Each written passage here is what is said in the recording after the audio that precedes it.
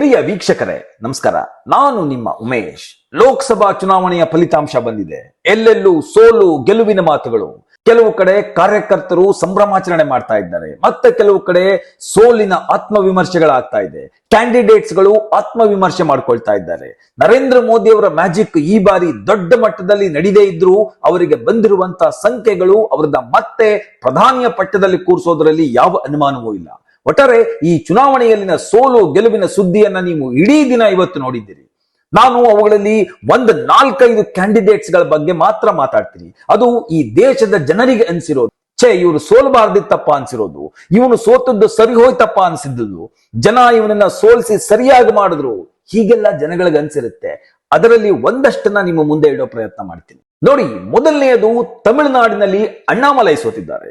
ಯಾವ ದ್ರವಿಡಿಯನ್ ಬೆಲ್ಟ್ ಗೆ ಹೊರಗಿನವರು ಯಾರೂ ಬರೋದಕ್ಕಾಗೋದಿಲ್ಲ, ಯಾವ ಪಕ್ಷಗಳು ಒಳಗಡೆ ಬರೋದಕ್ಕಾಗೋದಿಲ್ಲ ಅಂತ ಜನ ಭಾವಿಸಿದ್ರು, ಅಂಥ ನಾಡಿಗೆ ನಿರ್ಭಯವಾಗಿ ನುಗ್ಗಿದವರು ಅಣ್ಣಾಮಲೈ. ನಿಜ, ಅವರು ತಮಿಳುನಾಡಿನವರೇ, ಆದ್ರೆ ಒಂದು ಪಕ್ಷದ ಸಿದ್ಧಾಂತವನ್ನು ಹಿಡ್ಕೊಂಡು ಜನಗಳ ಹತ್ರ ಹೋದವರು ಅಣ್ಣಾಮಲೈ. ಪಕ್ಷವನ್ನ ಕಟ್ಟೋದಕ್ಕೆ ತುಂಬಾ ಶ್ರಮ ಹಾಕಿದ್ರು. ಅದಕ್ಕಿಂತಲೂ ಹೆಚ್ಚಾಗಿ ಅಣ್ಣಾಮಲೈ ಒಬ್ಬ ಸರಳ, ಸಜ್ಜನ, ಹೃದಯವಂತ ರಾಜಕಾರಣಿ. ರಾಜಕಾರಣದಲ್ಲಿ ಇಂಥವರು ವಿರಳ ಅನ್ನುವಂತಹ ವ್ಯಕ್ತಿತ್ವ ಇದ್ದವರು. ಹೊರನೋಟಕ್ಕೆ ಅವರಿಗೆ ಜನಬೆಂಬಲ ಇತ್ತು ಅಂತ ಅನಿಸ್ತಾ ಇತ್ತು. ಅವರ ಹೆಣ್ಮಕ್ಕಳ ಪಾದಯಾತ್ರೆಗೆ ದೊರೆತಂತಹ ಅಭೂತಪೂರ್ವ ಜನಬೆಂಬಲವನ್ನು ನೋಡಿದ್ರೆ ಅಣ್ಣಾಮಲೈ ಒಂದು ಇತಿಹಾಸ ನಿರ್ಮಾಣ ಮಾಡ್ತಾರೆ ಅಂತ ಎಲ್ಲರೂ ಭಾವಿಸಿದ್ರು. ಆದ್ರೆ ಅವರ ವಿರುದ್ಧವಾಗಿ ಒಂದು ಅಂಡರ್ ಕರೆಂಟ್ ಹರಿತಾ ಇತ್ತು. ಅದನ್ನ ಅಣ್ಣಾಮಲೈ ಬಹುಶಃ ಐಡೆಂಟಿಫೈ ಮಾಡ್ಲಿಲ್ಲ ಅನ್ಸುತ್ತೆ. ಹಾಗಾಗಿ ಅಣ್ಣಾಮಲೈ ಸೋತರು. ಹೈದರಾಬಾದ್ ನಲ್ಲಿ ಮಾಧವಿ ಲತಾ ಸೋತಿದ್ದಾರೆ. ಮಾಧವಿ ಲತಾ ಕೊಂಪೆಲ್ಲ ಅಸಾದುದ್ದೀನ್ ಓವೈಸಿಗೆ ಸಡ್ಡು ಹೊಡೆದಿದ್ರು. ಹೈದರಾಬಾದ್ ನ 50% ಜಾಗಗಳಿಗೆ ಮಾಧವಿ ಲತಾ ಹೋದ್ರೆ ಓವೈಸಿ ಬೆಂಬಲಿಗರು ಕಲ್ಲು ಹೊಡಿತಾ ಇದ್ರು ಅವ್ರಿಗೆ. ಮಾಧವಿ ಲತಾ ಯಾವುದಕ್ಕೂ ಹೆದರದೆ ತಮ್ಮ ಕಾರ್ಯಕರ್ತರ ಜೊತೆ ಅಂಥ ಜಾಗಗಳಿಗೆ ಹೋಗಿ ಅಲ್ಲಿನ ಜನರ ವಿಶ್ವಾಸವನ್ನ ಗಳಿಸುವಂತ ಪ್ರಯತ್ನ ಮಾಡಿದ್ರು.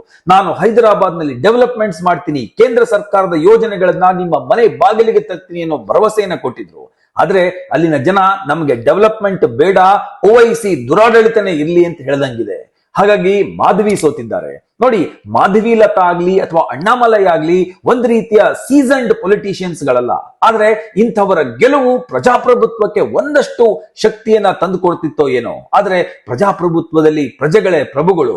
ಅವರು ಕೊಡೋ ತೀರ್ಪನ್ನ ಪ್ರತಿಯೊಬ್ಬರು ಒಪ್ಕೊಳ್ಳೇಬೇಕು. ಏನು, ಜಮ್ಮು ಕಾಶ್ಮೀರವನ್ನ 16 ದಶಕಗಳಿಂದ ಕಪಿಮುಷ್ಟಿಯಲ್ಲಿ ಹಿಡಿದಿಟ್ಕೊಂಡಿದ್ದವರು ಅಬ್ದುಲ್ಲಾ ಮತ್ತು ಮುಫ್ತಿ ಕುಟುಂಬ. ಇಡೀ ಜಮ್ಮು ಕಾಶ್ಮೀರ ನಮ್ಮದೇ, ನಾವಲ್ಲಿ ಏನ್ ಬೇಕಾದ್ರೂ ಮಾಡ್ಬೋದು, ನಮ್ಮನ್ನ ಯಾರೂ ಕೇಳೋರಿಲ್ಲ, ನಮ್ಮ ವಿರುದ್ಧವಾಗಿ ಚುನಾವಣೆಗೆ ನಿಲ್ಲೋರು ಯಾರೂ ಇಲ್ಲ, ಗೆಲ್ಲೋರು ಇಲ್ಲ ಅಂತ ಭಾವಿಸಿತ್ತು 2 ಕುಟುಂಬ. ಈ ಬಾರಿಯ ಚುನಾವಣೆಯಲ್ಲಿ ಅಲ್ಲಿನ ಜನ ಈ 2 ಕುಟುಂಬದ ಕುಡಿಗಳನ್ನ ಮಕಾಡೆ ಮಲಗಿಸ್ಬಿಟ್ಟಿದ್ದಾರೆ, ಸರಿಯಾಗಿ ಸೋಲಿಸಿದ್ದಾರೆ. ಒಬ್ರು ಒಮರ್ ಅಬ್ದುಲ್ಲಾ, ಡಾಕ್ಟರ್ ಫರೂಕ್ ಅಬ್ದುಲ್ಲಾ ಅವರ ಮಗ ಬಾರಾಮುಲ್ಲಾ ಕ್ಷೇತ್ರದಿಂದ ಹೀನಾಯವಾಗಿ ಸೋತಿದ್ದಾರೆ. ಎದುರಾಳಿ ಯಾರು? ಒಬ್ಬ ಇಂಡಿಪೆಂಡೆಂಟ್ ಕ್ಯಾಂಡಿಡೇಟ್ ಅಬ್ದುಲ್ ರಶೀದ್ ಅಂತ ಹೇಳಿ. ಇನ್ನೊಬ್ರು ಮೆಹಬೂಬಾ ಮುಫ್ತಿ ಅನಂತನಾಗ್ ರಜೌರಿ ಜಿಲ್ಲೆಯಿಂದ ಸೋತಿದ್ದಾರೆ. Good for democracy. ಹಾಸನದಿಂದ ಪ್ರಜ್ವಲ್ ರೇವಣ್ಣ ಸೋತಿದ್ದಾರೆ. Well done people of Hassan. ಅಲ್ಲ, ನಮ್ಮ ಹೆಣ್ಣು ಮಕ್ಕಳನ್ನ ಅಷ್ಟು ಹೀನಾಯವಾಗಿ ನಡೆಸ್ಕೊಂಡು ಕರ್ನಾಟಕದ ಮಾನ ಮರ್ಯಾದೆಯನ್ನ 3 ಕಾಸಿಗೆ ಹರಾಜಾಕಿದ ಈ ವ್ಯಕ್ತಿ ಗೆಲ್ಲಬೇಕಾ? ಯಾವ ಚಾನಲ್ ನೋಡಿದ್ರು ಇವಂದೇ ಸುದ್ದಿ. ಅಸಖ್ಯ ಹುಟ್ಟಿಸಿತ್ತು. ಪ್ರತಿ ಸುದ್ದಿನೂ ಕರ್ನಾಟಕದ ಜೊತೆ ಜೋಡಿಸ್ಕೊಳ್ತಾ ಇತ್ತು, ಹಾಸನದ ಜೊತೆ ಜೋಡಿಸ್ಕೊಳ್ತಾ ಇತ್ತು. ಯಾವ ಪಾರ್ಟಿನಾರ ಆಗ್ಲಿ, ಇಂಥವರು ಯಾವ ಪಾರ್ಟಿನಲ್ಲಿದ್ರು ಜನ ಗೆಲ್ಲಿಸಬಾರ್ದು, ಸೋಲಿಸಿದ್ರು. ಪಂಜಾಬಿನ ಜನ ಒಬ್ಬ ಖಲಿಸ್ತಾನಿ ಉಗ್ರನನ್ನ ಅಲ್ಲಿ ಗೆಲ್ಲಿಸಿದ್ದಾರೆ, ಅಮೃತ್ ಪಾಲ್ ಸಿಂಗ್ ಅಂತ ಹೇಳಿ. ವಾರಿಸ್ ಪಂಜಾಬ್ ಅನ್ನೋ ಸಂಘಟನೆಯ ಮುಖ್ಯಸ್ಥ. ದುಬೈನಲ್ಲಿದ್ದವನು ಭಾರತಕ್ಕೆ ಬಂದು ಪಂಜಾಬಿನ ಯುವಕರ ತಲೆ ಕೆಡಿಸಿ ಅವರನ್ನ ಖಲಿಸ್ತಾನಿ ಚಳುವಳಿಗೆ ಸೇರಿಸ್ತಾ ಇದ್ದವನು. ಬಿಂದ್ರನ್ವಾಲೆ ಉತ್ತರಾಧಿಕಾರಿ ಅಂತ ಹೇಳ್ಕೊಂಡು ಓಡಾಡ್ತಿದ್ದವನು. ಫೆಬ್ರವರಿ 2023ರಲ್ಲಿ ಅಜ್ನಾಲಾ ಪೊಲೀಸ್ ಸ್ಟೇಷನ್ ಅನ್ನ ಸುಟ್ಟಾಕಿ ಒಳಗಿದ್ದ ತನ್ನ ಸ್ನೇಹಿತರನ್ನ ಬಿಡಿಸ್ಕೊಂಡು ಬಂದವನು. ಅನಂತರ ಅವನ ಮೇಲೆ FIR ಆಗತ್ತೆ. ಅನಂತರ ತಲೆಮರೆಸ್ಕೊಳ್ತಾನೆ. ಕೊನೆಗೆ ಅವನು ಹಿಡಿದು ಒಳಗಡೆ ಹಾಕ್ತಾರೆ. ಆತ ಜೈಲಿನಿಂದ ಇಂಡಿಪೆಂಡೆಂಟ್ ಕ್ಯಾಂಡಿಡೇಟ್ ಆಗಿ ನಾಮಿನೇಷನ್ ಫೈಲ್ ಮಾಡ್ತಾನೆ. ಪಂಜಾಬಿನ ಕಡೂರ್ ಸಾಹಿಬ್ ಲೋಕಸಭಾ ಕ್ಷೇತ್ರದ ಜನ ಇವನನ್ನ ಗೆಲ್ಲಿಸ್ತಾರೆ. ಈಗ ಇವನು MP. ಜೈಲಿನಿಂದ ಬಿಡುಗಡೆ ಆದ ಕೂಡಲೇ ನೇರವಾಗಿ ಪಾರ್ಲಿಮೆಂಟ್ಗೆ ಬರ್ತಾನೆ. ಪಂಜಾಬನ್ನ ದೇವರೇ ಕಾಪಾಡಬೇಕು.